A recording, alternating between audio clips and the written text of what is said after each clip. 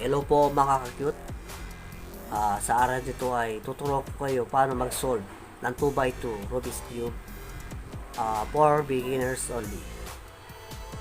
Ngayon kung bago ka sa channel ito, ay hit mo na ang subscribe button at i-press mo na rin ang bell icon para ma-notify ka sa mga videos upload ko. Gaya na aking nasabi kanina ay tuturo ko kayo paano mag-solve ng 2x2 Rubik's Cube. Ang unang gagawin po natin ay ang first layer muna. Dahil para pagsosolve mo rin ng 3x3. Ngayon kung alam mo na yung 3x3, mga algorithms niya, ay madali na sa iyong pa ang pagsosolve ng 2x2.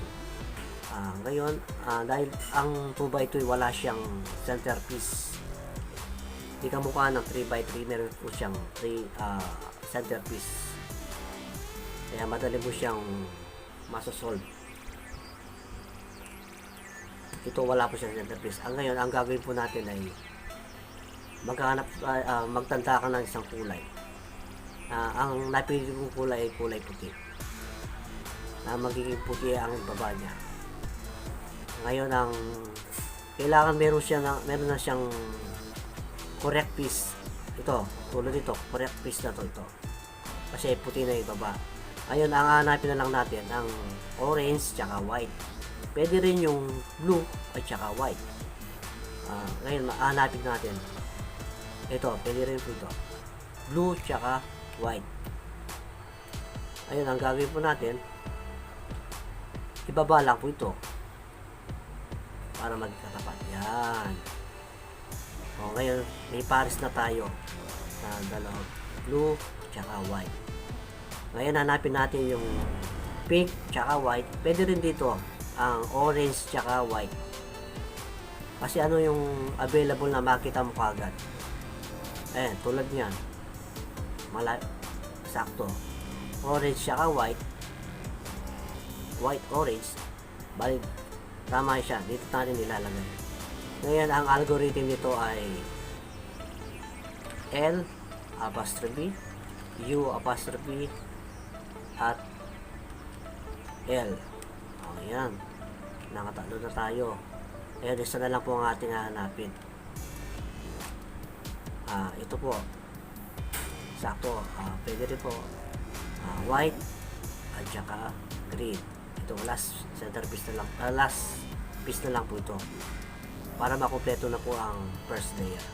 Ang algorithm dito ay R apostrophe U apostrophe. Balit tatlong beses mo siyang gagamitin na ang pattern nito. R apostrophe U apostrophe R apostrophe U. Ayan po. Nasolve po na natin ang first layer. Makaka-cute. Ayan o.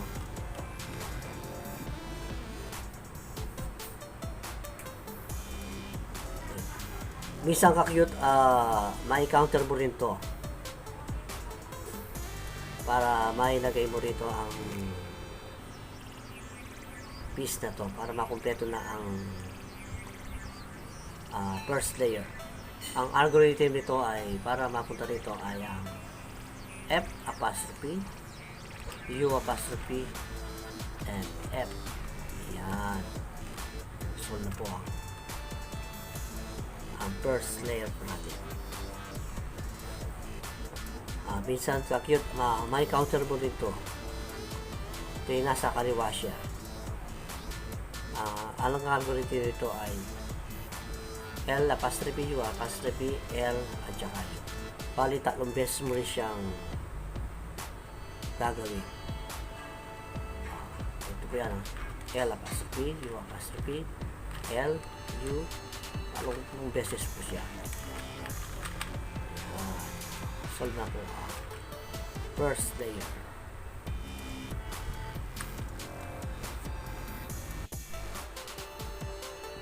Ngayon ka-cute, nalaman na natin ang paano pagbuo ng first layer na puti sa ibaba. Ang napili natin ay puti sa ibaba.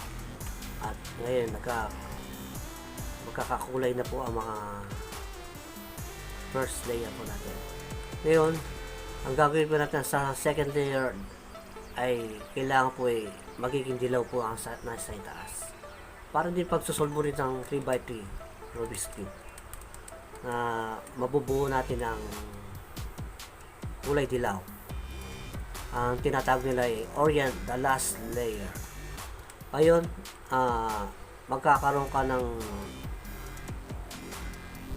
o baga may counter mo rin to.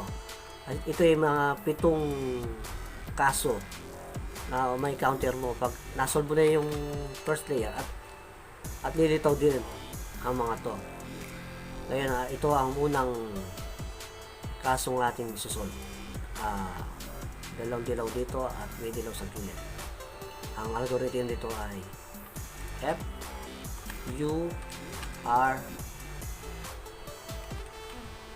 apostrophe U apostrophe and F apostrophe. Yung buno po ang itaas mga ka-cute.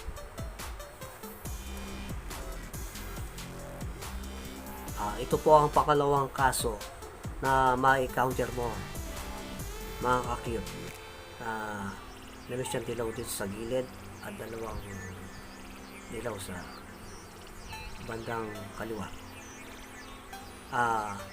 Na para maging dilaw sa itaas, ma-orient mo ang last layer. Ang algorithm nito ay F R U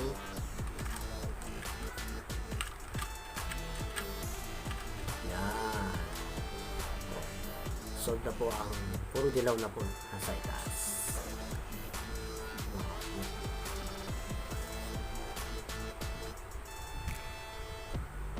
Ito kakute, ito naman ang ikalong may counter mo sa pagsusolve mo ng last layer ng 2x2 na parang dilaw sa gilid at sa likod, sa harap at sa kalikod.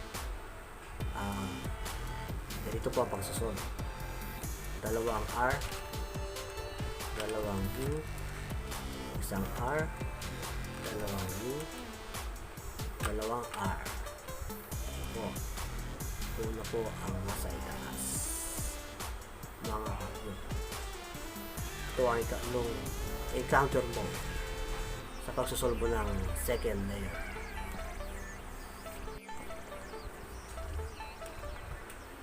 Ito po ang pang-apat na may counter mo mga kakute, na may dilaw sa itaas dito at may sa gilid.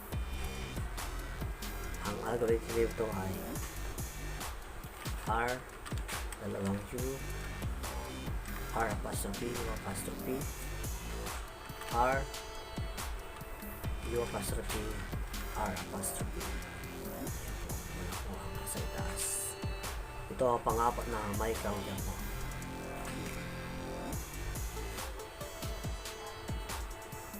Ito po ang pang-limang may counter mo mga cute. At ganito po ang kanyang position. Tandaan nito mga cute. Ang algorithm nito ay R, U, R apostrophe, U, R, dalawang U, at R apostrophe. Yan.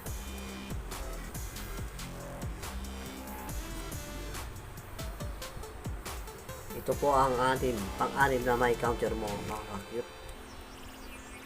Ang algorithm nito ay R, U, R apostrophe, U apostrophe, R apostrophe, F, R, F apostrophe.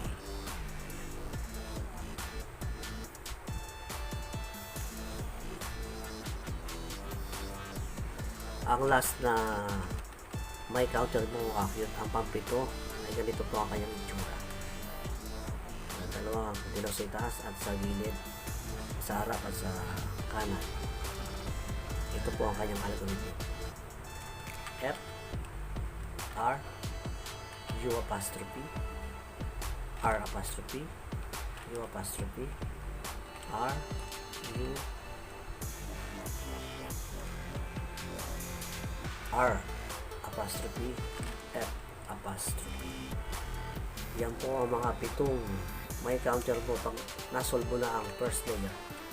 At ganito, at para maging gawin dilaw ang nasa taas. Yan po ang pitong kaso na may counter mo pag nagsasolve ka ng 2x2 Rubik's Cube. Ngayon mga ka-cute, nasolve na natin ang first layer na kumpleto na po, at nasolve na rin natin ang nasa itaas. Ngayon mayroon pa rin tayong problema, hindi pa rin buo ang ating pagsasolve ng Rubik's Cube. Ngayon ito ay tinatawag nilang permute last layer. Ito ay dalawang kaso lang na may counter mo pag nasolve mo na yung nasa itaas, yung dilaw. At ito lang, dalawa lang po ito.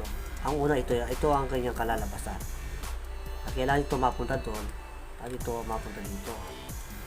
Ito ang kanyang algorithm, mga ka-cute. F, R, U apostrophe, R apostrophe, U apostrophe, R, U, R apostrophe, F apostrophe, R, U, R apostrophe, U apostrophe,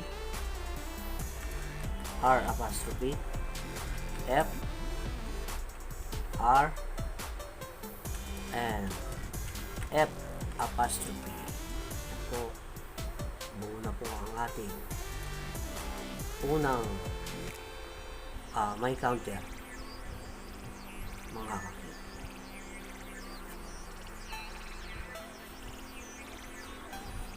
Ito naman ang pangalawang may counter mo, mga kakit, na buo na sa ibaba ang first layer at sa dilaw.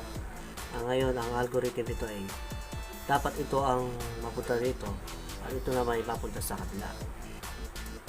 Bali, ang algorithm nito, mga kakit, ay R, U,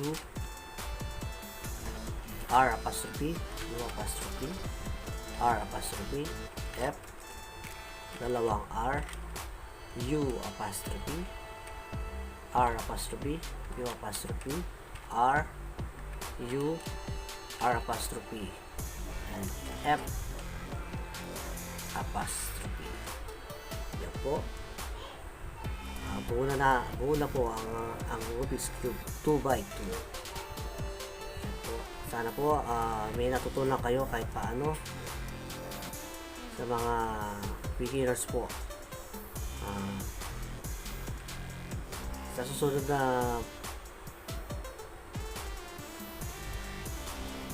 sana may natutunan po kayo, mga cute. Yan po ang kung paano pagsasolve ng 2x2 Rubik's Cube